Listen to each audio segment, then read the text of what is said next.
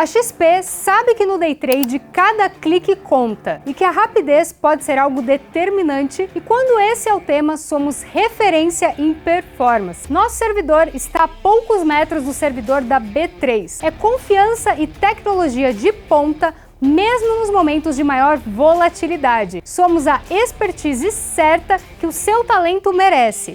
Se você é um trader que sabe a importância de cada milissegundo e que cada clique é essencial, chegou a hora de descobrir uma novidade, pois quem clica sabe. Conheça o Flash Click, ainda mais rapidez para a sua performance. Clique, entre na nossa lista e seja um dos primeiros a operar com essa novidade.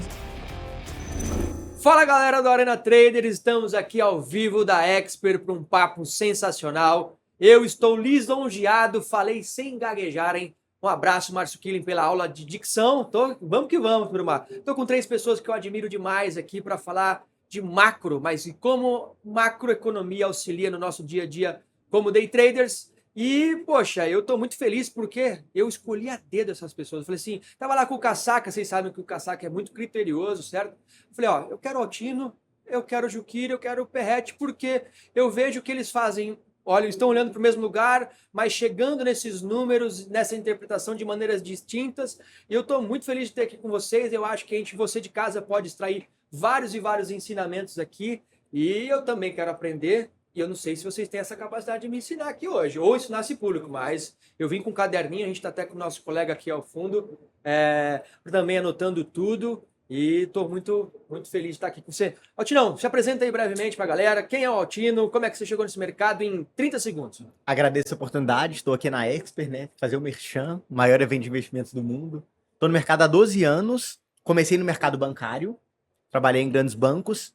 Então já uma visão ali um pouco mais fundamentalista, porque eu tirei uma certificação para operar, para trabalhar em banco, como gerente de investimentos mesmo. Então já abre um pouco o leque de conhecer mais o mercado financeiro. Eu tive muito problema de saúde no banco, que é um ambiente bem estressante, apesar de gostar. Comecei a migrar, conheci mais a fundo ali o mercado de ações, comecei a fazer essa migração. Primeira vez no trade, tomei um loss pesadaço. Consegui fazer 38 mil reais, não sabia muito bem operar. Coloquei minha margem de garantia como ações, comecei a tomar lote de 100 em 100, achei que era igual swing trade. Tomei para trás, falei assim, cara, preciso de entender mais. Eu sei que aqui tem dinheiro, mas eu preciso de aprender mais. E aí, como eu sou um cara que não para, eu comecei a aprofundar.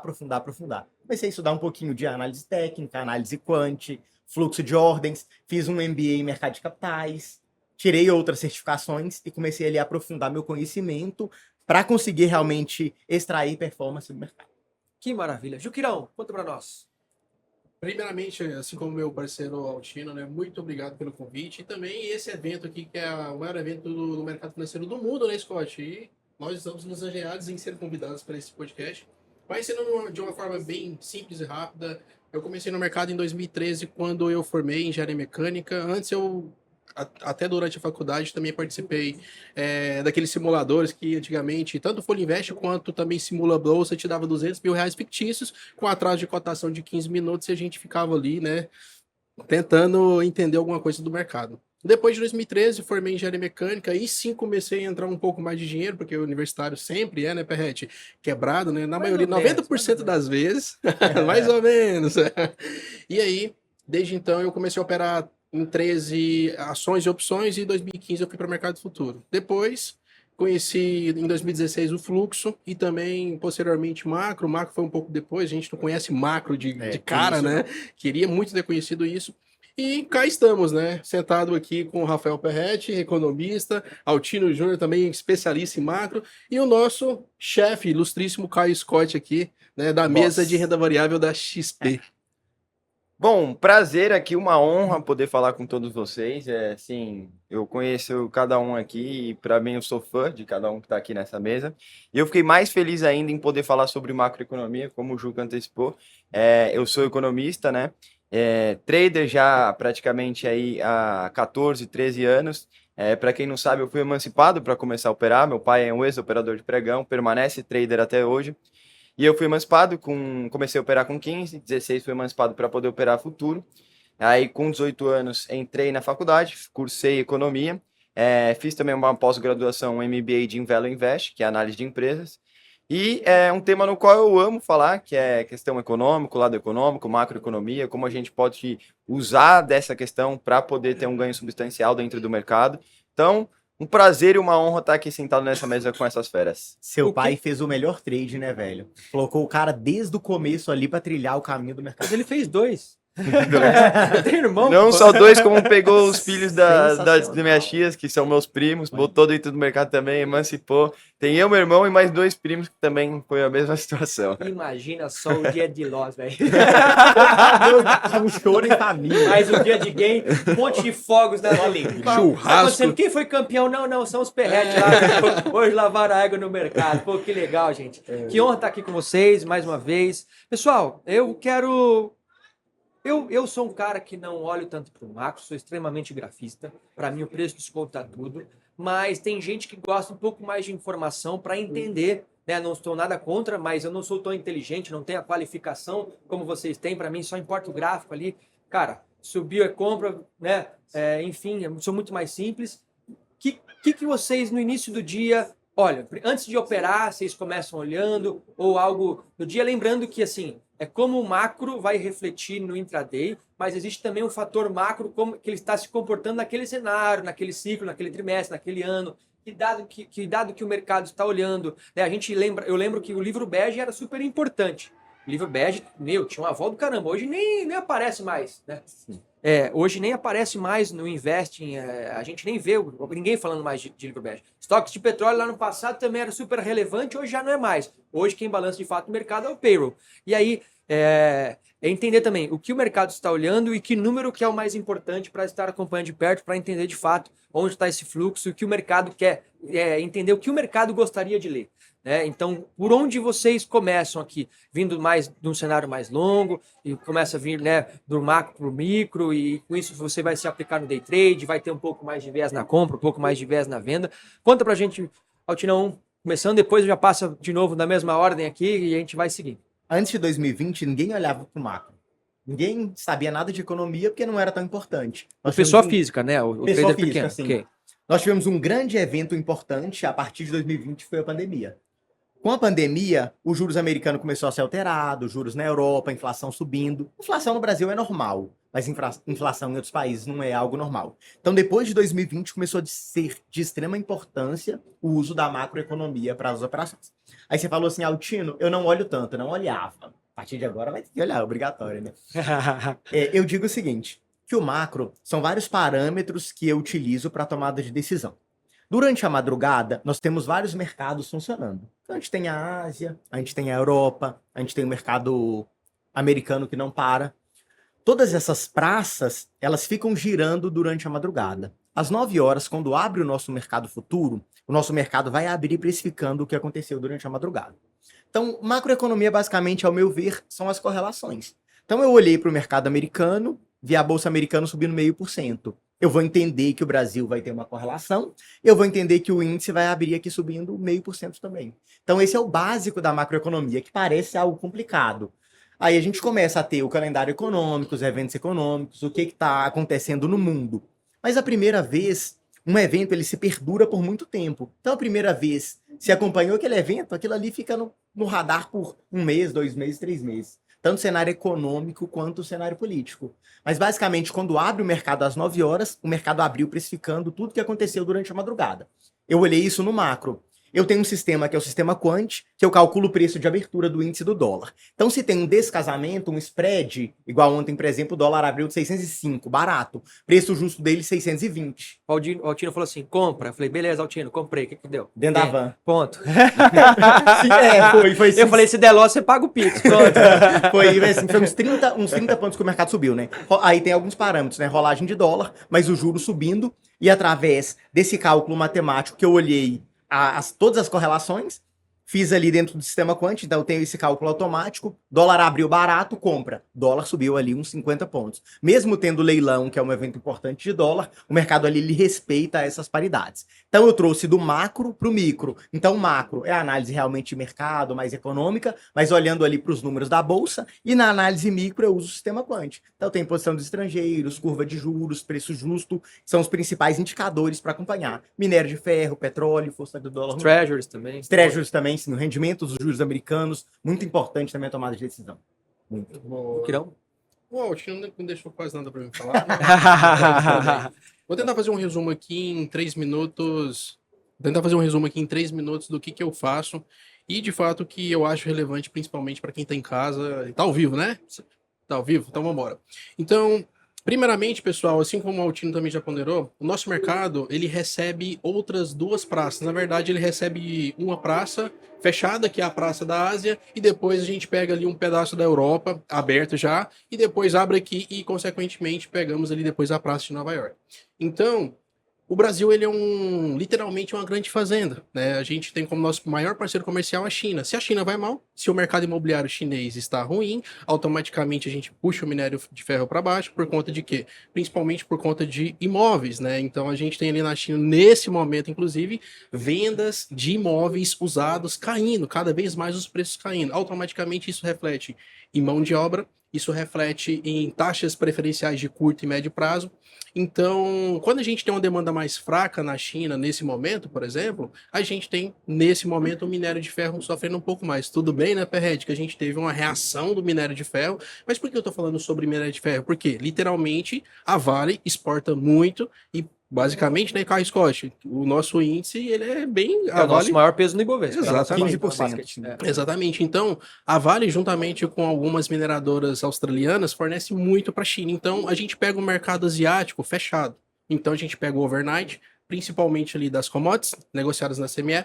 Então, a gente tem Ásia fechada com futuros de índice, por exemplo, Nasdaq, Dow Jones, S&P e Russell 2000, trabalhando para baixo, assim como meu amigo Altino falou. Então, quando você pega uma Ásia fechada, futuros de Nova York, tudo para baixo, tu olha para o EWZ para baixo, a DR para baixo, o dólar forte, por que você vai literalmente comprar bolsa e vender dólar? Não tem como. Então isso é literalmente uma caixa de câmbio, é um carretel com várias engrenagens acopladas entre si. Esse movimento da Ásia reflete na Europa, que consequentemente, o Altino fala uma coisa que eu também concordo bastante, ele fala o seguinte, é uma frase dele, inclusive, juros manda no mundo. Eu concordo. Sim. Então, sexta-feira passada a gente teve esse simpósio de Jackson Hole, no qual nós tivemos ali o Powell, né, um tom extremamente dove. O que aconteceu com o mercado? O mercado de equities foi embora, futuros de índice para cima, e o doleta derreteu. Assim também, tá? Essa parte macro também é muito relevante, por exemplo, quando a gente fala de policymaker, por exemplo, tá? A gente não tá tomando partido, pessoal, de direita nem de esquerda, jamais. Mas, por exemplo, o Lula, ele falou que o mercado financeiro é um dinossauro voraz. Isso o mercado interpreta de alguma maneira. Se o Lula, por exemplo, vem e fala, não, o fiscal vai ficar redondinho junto com Haddad, Tebet e, consequentemente, Roberto Campos Neto, o mercado anima e, literalmente, força. O que você falou agora há pouco, né? Pô, o livro bege no passado não fazia tanto preço, mas agora... Não fazia, agora não faz mais. Agora não faz mais? Fazia, desculpa. Fazia, agora não faz mais, por quê? Porque o mercado, ele procura uma narrativa, né? Então, nesse momento, né? É o quê? É um possível corte de 50 base points se acontecer em Perred. É que vai brilhar a carteira. Já sei o que está acontecendo. Então, o mercado ele funciona com base em narrativas, calendário, commodities, tudo isso é entrelaçado. Então, vou passar a palavra para o Perred, porque senão eu fico demais aqui, mas é igual o Altino falou, juros manda no mundo e, consequentemente, isso agrega tanto o mercado de equities quanto também mercado de trabalho e está tudo envolvido. Bom, acho que eles falaram boa parte aí do que realmente é relevante em relação à macroeconomia. Eu vou explicar um pouco do como eu utilizo, tá? Eu gosto de acompanhar o cenário externo, principalmente a questão de China, por se tratar do nosso maior parceiro comercial. E também gosto de acompanhar os Estados Unidos, por ser a maior economia do mundo. Então, são os 2 países no qual eu tento mais ali ter um acompanhamento mais fiel. Então, antes do nosso mercado abrir, eu vejo como que está performando a bolsa na China, vejo como que está o aftermarket do S&P também, para ter uma possível expectativa de como nossa bolsa pode vir a abrir. Mas eu não utilizo disso para o meu operacional logo na abertura, tá? Só uma ressalva aqui, de que para mim não tem também o que é certo e errado dentro do mercado. Como eu falei, meu pai é um ex-operador de pregão e eu fiquei muito tempo dentro desse ramo. Então, conheci pessoas de diversos operacionais, vi pessoas ganharem dinheiro de diversas formas. Então, vou relatar um pouco do que funciona para mim. Então, eu olho como que está a China, olho como está o S&P, para ter uma expectativa de como nossa bolsa pode vir a abrir. Mas entendendo que, se ela vir abrir fora do que está o cenário externo, talvez algum acontecimento aqui, seja acontecimento político, seja algum acontecimento econômico, esteja tendo uma ressalva maior do que como o cenário externo está repercutindo. Então, eu me atento sempre a isso, para ver se o nosso mercado aqui está correlacionado realmente com o cenário externo, ou se ele está com um efeito fora disso, que aí a gente tem talvez um risco fiscal maior, talvez uma possibilidade de um aperto monetário, que, como vocês disseram, para mim, os juros é a questão que manda no mundo. Então, eu me atento em relação a isso. Para mim, onde que o macro fica extremamente interessante para eu fazer dinheiro? Vamos lá. Quando vai sair um dado relevante, eu tenho uma expectativa de como esse dado pode vir a sair e o mercado ter um movimento mais direcional. Então, quando eu tenho, por exemplo, um dado de payroll ou um dado correlacionado ao PCE, PMI, PCE, que é o dado inflacionário queridinho por parte do Fed. Então, se eu tenho uma expectativa de que ele pode vir a pouco acima da projeção do mercado, ou acredito nisso, eu tento pagar para ver, soltando uma parcial, afastando meu preço médio e pagando para ver na operação. Porque eu sei que se realmente isso vier a acontecer, o mercado pode se estressar e eu consigo pegar aí bons pontos dentro do mercado. Então, o lado mais macroeconômico que eu utilizo é mais nessa questão de dados, tentar afastar meu PM para tentar pegar a operação a favor. No pré-mercado, eu tento só correlacionar como que vai ser a abertura do nosso mercado, se ela vai estar aí correlacionada com o cenário externo ou não, ou se algum acontecimento aqui no nosso país vai refletir nos preços dos nossos ativos. Então, acho que é um pouco de como eu utilizo da macro para poder operar. Então, sintetizando para o pessoal aqui de casa, digamos que o macro é bolsa para cima, dólar para baixo, certo? Vocês têm esse pano de fundo. Sim, o macro ele é a expectativa. Perfeito. A expectativa é essa, isso, certo? Vocês vão sentar na tela de vocês, basicamente, se você tiver for diferente, mas o que eu estou entendendo aqui, eu acho que o pessoal de casa pode estar entendendo. Beleza, estou entendendo que bolsa para cima, dólar para baixo. Eu vou sentar aqui e vou esperar um sinal de acordo com a minha técnica para tentar comprar bolsa e vender dólar. Isso. Certo? Sim. Bom, beleza. Esse é o pano de fundo, aí você tem o seu filtro técnico que vocês não abandonam de maneira alguma. Não é só isso, certo? Sim, certo. Maravilha. Além disso, eu vejo uma coisa muito importante também, que é a falta de análise da cesta de ações do Ibovespa. O pessoal não sabe, de fato, quem é o papel que tem mais fluxo hoje dentro do índice. Quem está mandando no índice, a Juros manda no mundo, concordo? Tem um grande amigo gestor, aliás, que eu vou bater um papo aqui com ele hoje. Você está convidado para estar aqui com nós, é o Sérgio Machado, fala muito de juros. Ele fala o seguinte: ele fala, juros é o cachorro, e as ações é o rabo do cachorro, Então, ou seja, quem manda de fato, é ele. Então, hoje, pessoal, quem para vocês que estão analisando na basket do Ibov, que está mandando no preço do índice? Quem que vocês têm acompanhando? Porque assim, Petro e Vale já teve um volume muito forte. Hoje já não vejo, só não quero dar a dica que eu sei onde eu estou olhando, para que mercado e que setor eu estou acompanhando o mercado, quem está fazendo de fato preço e quem de fato puxou Ibov nesses últimos dias. Como é que vocês ficam olhando essa rotação, esse fluxo? Vocês analisam alguns dados da B3, estrangeira, outra coisa também importante, que isso faz parte do macro, certo? Dentro do mercado de ações, eu gosto muito de antecipar o movimento. O macro tem muito disso, de antecipar, que o Perret falou.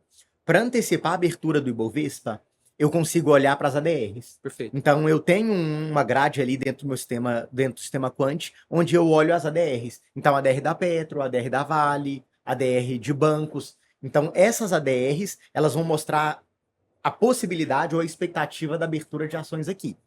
E quando o mercado vai abrir às 10 horas, eu tenho um cálculo que é o cálculo do Ibovespa, onde eu pego o Ibov, que é o mercado à vista, eu faço uma expectativa de abertura do Ibov e somo o spread do índice. Parece técnico, mas é tranquilo. Então esse spread começa em torno de 2.000 pontos agora. Agora deve estar uns 1.700 pontos. Então eu pego o Ibov e o Ibov vai subir 0,5%. Eu pego 0,5%, somo o spread do Ibov e eu tenho expectativa. Se às 9h40, como começa o leilão das ações, eu tenho um descasamento desse spread, eu vou buscar a melhor ponta, compradora ou vendedora. Se o macro direcionar, melhor ainda. Então tem bolsas americanas para cima, o Ibov abrindo para cima. Esse Ibov para cima vai puxar o índice para cima mais? Tem possibilidade, através do preço justo? Tem. As ADRs estão subindo? Sim. Commodity está subindo? Sim. Então é um gatilho para eu comprar. Aí eu vou para os juros americano, caindo, melhor ainda. DI caindo, melhor ainda. Então, para mim, o que faz peso dentro desse mercado, eu acompanho antes do mercado abrir, antes das 9, eu acompanho um pré-mercado das ADRs, e às 10 horas eu faço o cálculo do Ibovespa. E aí não importa tanto o peso de cada ação. Eu calculo todas as ações do Ibovespa para conseguir pegar esse fechamento de spread. Composição dos estrangeiros, bancos e um fluxo agressor, Porque dentro do sistema eu também olho um pouco de fluxo ali. Então o fluxo também ajuda. Tem volume, tem fluxo, preciso de agressão para deslocar preço. Porque não adianta nada. A bolsa para cima e não tem volume. Então, quando entra o volume ali, quando entra o fluxo, o mercado anda mais. E nessa abertura do mercado à vista, entra muito volume aqui. Então, às 9h30, nosso mercado para, que eu chamo de horário mundial do pullback, depois vocês olham no gráfico. Que horas? Todo dia, às 9h30, o mercado faz um pullback. O mercado abre às 9h, precificando lá fora. Então, se ele está subindo, às 9h30 ele vai cair, esperando a expectativa do à vista. Quando o mercado à vista abre, ele direciona. Então, pega o gráfico, coloca o candle de 5 minutos, de 9h30 às 9h35, e lembra lá do Altino, chamado horário mundial do pullback. Que é pegando esse fluxo de abertura do à vista. Então, eu montei minha operação de hedge ali durante a abertura, até 9h30. 9h30 eu desmonto, esperando a expectativa das ações, que é onde entra o grande volume aqui. Boa. Então, a gente sabe que bancos vale Petro, literalmente tem o maior peso, né? Mas o que eu gosto de fazer? Ali pela Bloomberg, a gente tem a quantidade de pontos que cada papel tá fazendo o quê? Tá puxando. Na lógica tem também. Boa. Aí eu puxo da Bloomberg. E aí, o que eu acho interessante? Se Vale tá puxando muito bem, cara, e eu tô vendo lá que Vale tá puxando 300 pontos, 250 pontos, eu vou lá, pego o fluxo, literalmente entendo como que tá o fluxo de Vale. Se Vale, por exemplo, naquele dia que tá muito acelerado, tá muito firme o mercado, para mim não faz sentido vender índice, entendeu? Então eu gosto sempre de entender que de fato Vale, Petro e Banco puxa o nosso Ibov, mas eu quero entender na raiz qual ação, qual papel ou qual setor que tá puxando. Aí com base nisso, de fato, eu determino ali pro dia se pode ser mais firme ou não, com base no momento, entendeu? E não tipo, Vale é o maior peso, mas cara, eu quero ver na hora, entendeu? Então eu puxo via Bloomberg o peso que cada papel tá puxando no nosso índice, ou derrubando, né? Scottão, eu não acompanho cada ativo, quanto que ele tem percentual no índice, mas assim, para mim esse último movimento do nosso Ibovespa muito carregado por causa do setor financeiro. Ao meu ver, era um setor que estava atrasado em relação ao nosso Ibovespa. A gente vê, por exemplo, o maior banco do nosso país, que é o Itaú, ele está entregando 20 bi de lucro líquido no primeiro semestre. O ano passado ele entregou 13. Se ele replicar isso, ele vai entregar 40. O ano passado ele... 13 não, desculpa. O ano passado ele entregou 33. É um crescimento aí de praticamente 20%, um banco desse tamanho. Então, entregando um bom resultado, um maior controle de PDD, isso sinaliza que o juros está caindo, então as pessoas estão ficando menos inadimplentes. Acho que a grande questão para mim agora do nosso Ibovespa é: vai vir um aperto monetário ou não vai vir? A gente se encontra na máxima praticamente, né? E a gente sabe agora que a gente passa por uma questão de desancoragem inflacionária, passa por uma questão um pouco mais conturbada também, de equilibrar as contas públicas, o lado fiscal. E a gente está na transição agora do presidente do BC, da autarquia, né? Que agora vai vir o Gabriel Galípolo. Então, acho que o grande ponto para mim é: a gente está próximo de um aperto monetário, ou seja, está próximo de vir a subir juros ou não, porque isso vai acarretar aí talvez num possível pullback ou até mesmo numa falha aí do rompimento do Ibovespa, do topo histórico. Então, é isso no que está me chamando a atenção agora, é isso que está demandando minha atenção, meus estudos, é exatamente essa questão. Tanto que, só a última adenda, aproveitei aqui a Expert, né, o maior evento do mercado financeiro do mundo, para ouvir Campos Neto falar sobre a nossa política monetária, quais são as perspectivas, e o que eu consegui tirar ali de lição foi de que realmente ele trouxe flexibilidade. Então eles estão dependendo de dados econômicos para poder ajustar a nossa política monetária e monitorando muito a China e os Estados Unidos, porque eles estão com receio de que lá fora eles possivelmente estejam uma desaceleração econômica. Uma desaceleração econômica na China e nos Estados Unidos também pode refletir no nosso país, por a gente ser um país emergente. Então, se isso realmente vier a acontecer, talvez não haja necessidade de a gente vir a subir os juros. Então, é algo no qual estou acompanhando aí dia a dia, dado a dado, porque isso, para mim, se realmente vier um aperto monetário, dependendo da intensidade que vier, pode colocar água no chope do nosso Ibovespa. Então, é isso que está demandando minha atenção agora, ultimamente. Perfeito. Tomara que não seja assim, tomara que a gente consiga seguir no caminho certo, mas eu falando sobre isso para vocês, o que a gente vê? Todos nós aqui somos educadores, a gente acompanha diversos alunos e amigos, tanto na Arena quanto cada um de seus grupos. Eu vejo muitas das vezes quem opera índice tem que saber o que está operando. Boa. E esse cálculo, por exemplo, muitas pessoas vão fazer o cálculo como é que você faz, só que esquece que ele tem que ir recalculando os juros todos os dias, né? Enfim, mas o que eu vi, muitas pessoas, poxa, os bancos estão subindo, mas Petro e Vale estão caindo, né? Nesse ralizão que a gente teve. Eu considero um baita rally. Né? Tivemos quantos? quase 13 dias seguidos de alta, né? Então, quem estava mandando? Cara, foram os bancos. E aí a gente viu Vale praticamente nas suas mínimas, aí perto de R$ 60. A Petro também não tão interessante, ela está próximo da região de topo, mas não está na sua máxima. E aí eu vi muitos traders deixando de comprar e aproveitar a alta no intraday, no day trade, e deixaram de ganhar boa parte desses lucros. E foi assim, Bradesco foi uma porrada incrível, empurrou demais, e isso aí eu tenho também, tá? Fora os dividendos. Né? Fora, né, bonificações de ações todo ano, que é maravilhoso. Então, claro que não é recomendação nenhuma, pelo amor de Deus, não é igual nada, mas assim, a gente está respirando fundo aqui porque nós estamos desde a pandemia com o papel de lado, e assim, onde lado não anda de jeito nenhum, né? Tô rico, tô pobre, tô rico, tô pobre, tô rico, tô pobre, talvez eu chamo isso de efeito serrote, né, cara? Senão, parece que você quer te matar.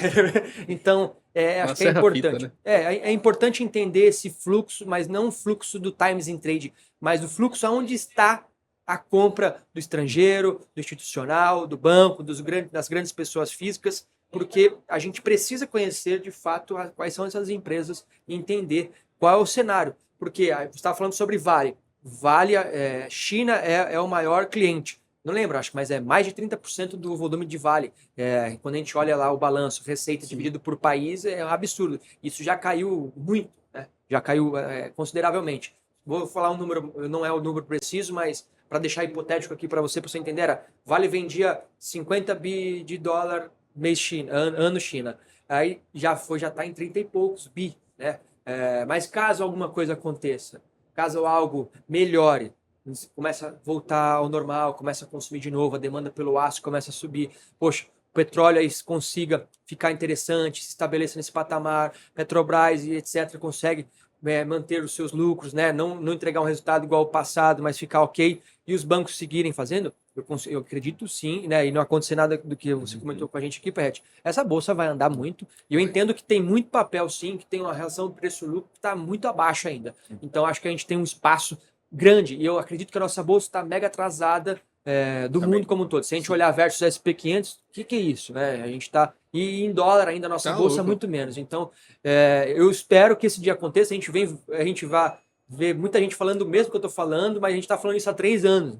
E eu acredito que a gente está longe ainda de um belo bull market aqui ainda, mas quando esse bull market acontecer, vai ser maravilhoso. E Scott, só um negocinho, além disso tudo que você falou, os balanços das empresas estão excelentes. Sim. Eu falei bastante sobre isso, sobre o balanço das empresas, que a minha expectativa sobre o segundo tri é extremamente boa, porque o custo de juros, o custo de capital, ele tende a demorar a refletir na economia real, ou seja, juros começou a cortar, ele tende a demorar a refletir na economia real. Sim. Então, eu sabia que talvez ele demora por volta ali de 6 a 9 meses. Então, eu sabia que a gente poderia ter um resultado exatamente nesse segundo tri. E aí o setor financeiro, que para mim era o grande setor a ser beneficiado, porque o custo de juro leva a um menor custo de inadimplência por parte dos bancos, que é a PDD, que é o gasto muito alto por parte dos bancos. E o Bradesco, ele vem exatamente nessa parte de reestruturação, e ao meu ver ele estava extremamente descontado, porque ele passou por uma parte de caos, né, durante a pandemia, os juros foram 2%, ele errou a mão no crédito, o PDD estourou, teve o case Americanas, e aí eu gosto de utilizar o macroeconomia também nesse lado mais swing trade ou até para position, porque eu consigo enxergar, por exemplo, a queda de juros refletindo em tal empresa, sendo benéfica aqui, e aí consigo projetar ali um fluxo de caixa descontado para determinada empresa para achar um valor interessante. Então, eu acho que é exatamente isso. O juros caiu e acabou ajudando muitas empresas dentro da bolsa, mas eu assino embaixo do que o Scottão falou, ao meu ver ainda a gente tem muito espaço. Se a gente for olhar o preço sobre o lucro do nosso Ibovespa, está muito abaixo ainda da média histórica, trabalha ali por volta dos seus 7,5, 8, média histórica ali está por volta de 11 e pouquinho. Então, acredito também que tem espaço, para mim, um setor no qual ainda não andou nada, small caps, tá? A gente vê muitos small caps trabalhando abaixo do valor patrimonial, então isso pode ser ou uma oportunidade, ou o mercado está vendo com maus olhos perspectivas de médio e longo prazo dessas empresas.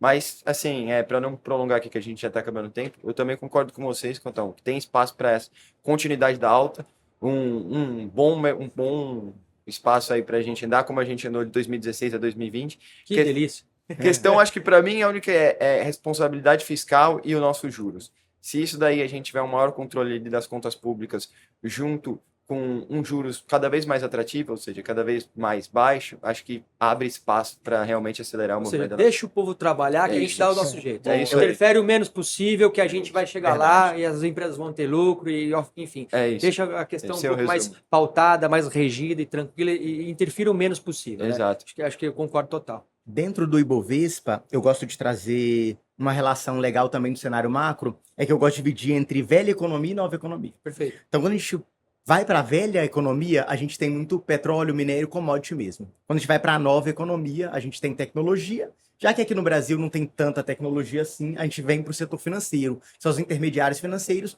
que, de certa forma, está ligado, atrelado ali à tecnologia. Então, a gente olha o movimento lá fora. A gente pega empresas ligadas ao Nasdaq subindo muito, principalmente com o advento de tecnologia ali, inteligência artificial. A gente pega o Bitcoin também no momento de retomada. Então, o macro, nessa área de tecnologia, aponta para cima. Consequentemente, commodity vem perdendo peso. Para onde vai o dinheiro, né? Então, você perguntou assim, dessa direção macro. Então, às vezes, ao invés de olhar cada setor, cada parâmetro, cada empresa, a gente pensa assim, ó, nova economia ou velha economia? Perfeito. Se é velha economia, essas empresas, elas passam melhor para os juros altos. Isso é um fato. Então, juros mais alto vai favorecer ali as commodities, Petro, Vale, as grandes empresas com grandes composições no índice. Os juros caiu um pouco, lá fora, a Nasdaq está subindo, criptomoedas no geral subindo. As FANGs na lua. Justamente. Na época de pandemia com juros baixos, qualquer NFT que você comprava ali, qualquer cripto que você comprava, meme coin, coloquei R$1.000 numa meme coin, virou 14 mil dólares. Aí eu falei assim, cara, ou eu fico milionário com esse trem, ou eu paro. Do nada o trem virou zero. Então, o dinheiro com juros baixos, eu consigo captar muito recurso no mercado, e aí eu consigo colocar esse dinheiro em qualquer lugar. E isso beneficia os mercados aí da nova economia ligada à tecnologia. Então, entrando nisso, a gente tem essa possível valorização da small cap. Então, a gente tira um pouquinho daquele peso ou do fluxo da Vale, Petro, velha economia, e começa a trazer um pouquinho ali para o mercado financeiro e para as small caps. Então você está vendo essa rotação atual, nesse Sim. cenário atual. Maravilha. Então, poxa, se o cara também gosta de operar índice dólar e quer fazer um day trade também nesses setores, talvez seja um setor para estar um pouquinho mais na tela acompanhando, ver se tem uma oportunidade dentro da técnica dele. Eu concordo contigo, gosto muito disso também. Fala, Juquira, que você quer concluir de Vale Minério. O que você acha desse minério? Acho que eu vou fazer essa pergunta para o Juquira, botar ele na parede. E essa Vale aí? Vai para 120 ou vai para 40? Olha, Eita, mas brincadeira. botei na parede. olha aqui, tá ali, ó. Então, Perrete. Eu já sou acostumado demais. Assim como você é acostumado com o Márcio, eu sou acostumado a fazer programa com o Perrete, desculpa. Então, Scott, primeira coisa que a gente tem que ver e tem que pensar com carinho essa questão de China, porque se a China vai mal no sentido principalmente de construção, cara, é inevitável que o minério de ferro vá bem, tá? Assim como você colocou, nós temos como um parceiro de exportação gigantesco China.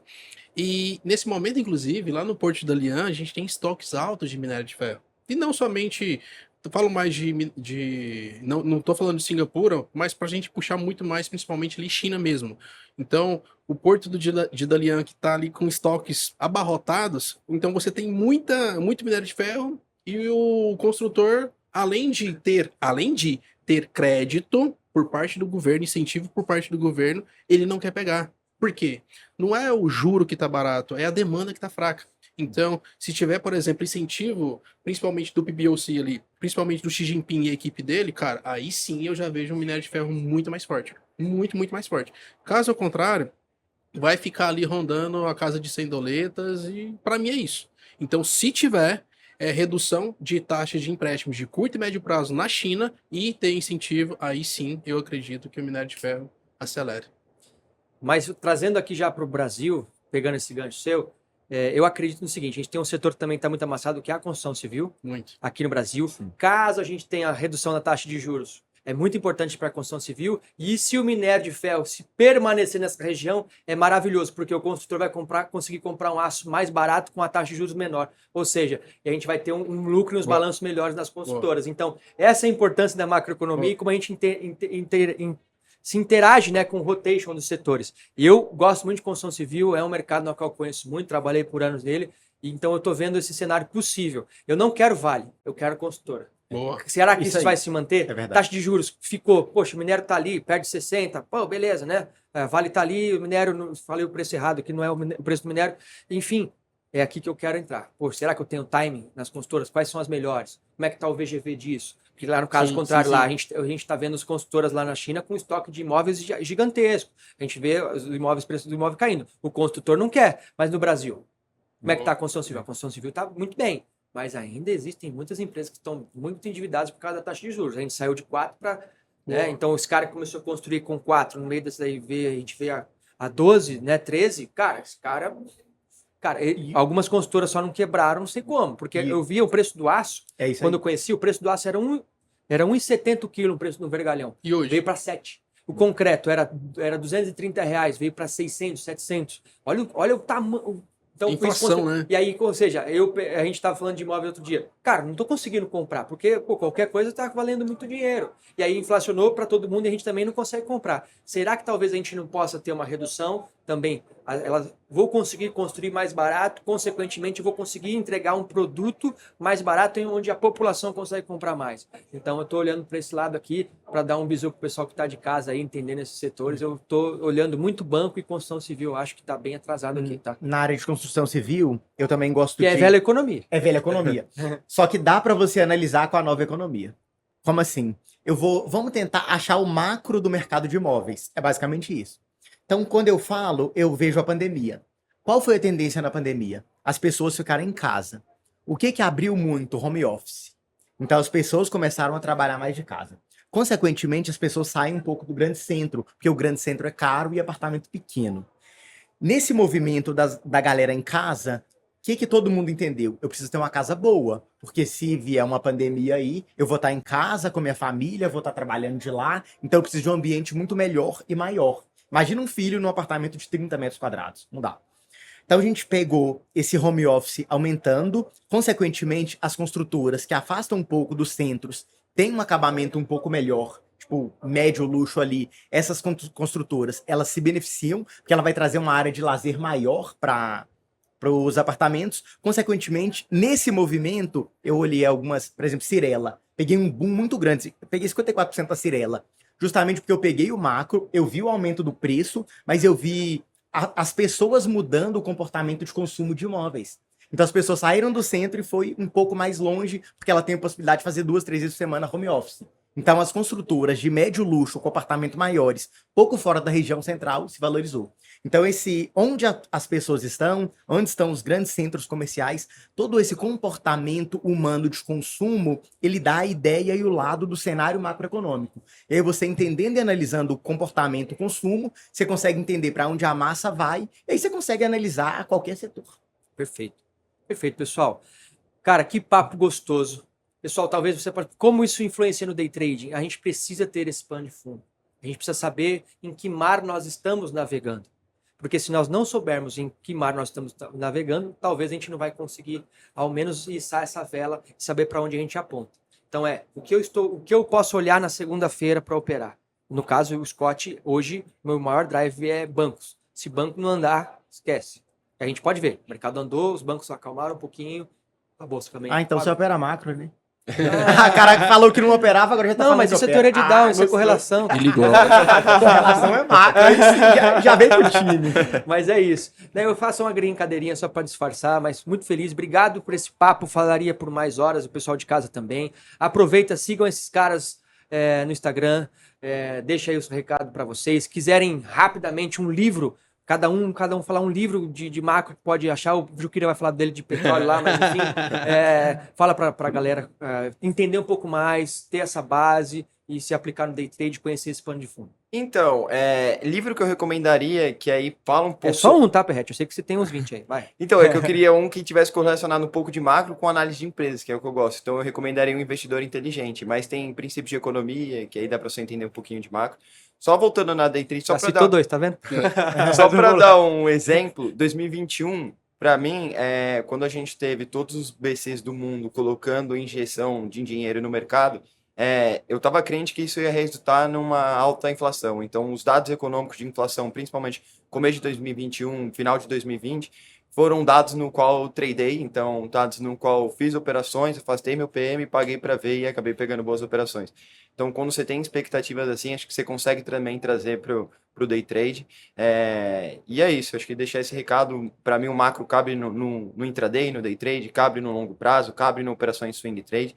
É só você saber como você vai utilizar dessa ferramenta. Mas, como eu disse, para mim é extremamente importante e uma honra fazer parte dessa mesa Princípio de aqui. economia, tá? Segue Olha, lá. eu Bora. queria uns 10, só que o tempo tá curto e eu vou seguir aqui o cronograma, né? Porque senão depois o Scott não me chama de novo. Eu acredito que tem um livro que é O Mundo à Venda, do Javier Blas, que é um cara que é colunista da Bloomberg. Esse livro, por se tratar, assim, o Brasilzão, ser um exportador de commodities agrícolas, metálicas e É uma energéticas, fazendona que é uma gigante, como você falou. fazendona, exatamente. Então eu acho que faz muito sentido para você que está na sua casa entender toda a parte de commodities agrícolas, metálicas e energéticas para você ter uma perspectiva muito melhor e trazer isso para o Brasil, porque você está morando no Brasil e opera Brasil. Perfeito. Eu acredito que o livro traz muito essa base teórica. A gente precisa também trazer para a parte prática. De teoria, eu indicaria finanças internacionais. E trazendo isso para a prática, eu indicaria nos acompanhar na rede social. Então, Altino Júnior Investidor no meu canal tem muito conteúdo. Nas redes sociais, Altino Júnior, também muito conteúdo. Eu gosto de trazer o macro para a prática. Então, eu Perfeito. entendo política monetária, entendo juros, mas como que eu uso isso para operar? Eu acho que esse é o grande gargalo ali dentro do mercado. Mas finanças internacionais tem muito ali para você entender essa teoria sobre o macro. Boa. Perfeito. Deixa eu fazer um jabá? Merchan. Faça. De segunda a sexta, eu e esse rapaz, nós estamos no canal do YouTube da Clear Corretora, inclusive falando também de macroeconomia. Vamos convidar também o Altino, tá, para Lógico, participar com a Scott gente. também. Das Show. 8h30 às 9 horas da manhã, Morning Call na Clear Corretora. Então, eu e esse rapaz aqui estamos lá para passar essas informações de macroeconomia para vocês também. Pessoal, muito obrigado. Obrigado Agradeço. vocês. Aproveita, deixa o seu like, compartilha com seus amigos. E seu inimigo também, se você compartilha, se não gostou. E se inscreve no canal. E bora lá. Valeu. Até a Valeu. próxima. Tchau, tchau. Imagine você tomando decisões estratégicas importantes em poucos segundos e com convicção. Cada movimento que você faz precisa ser calculado.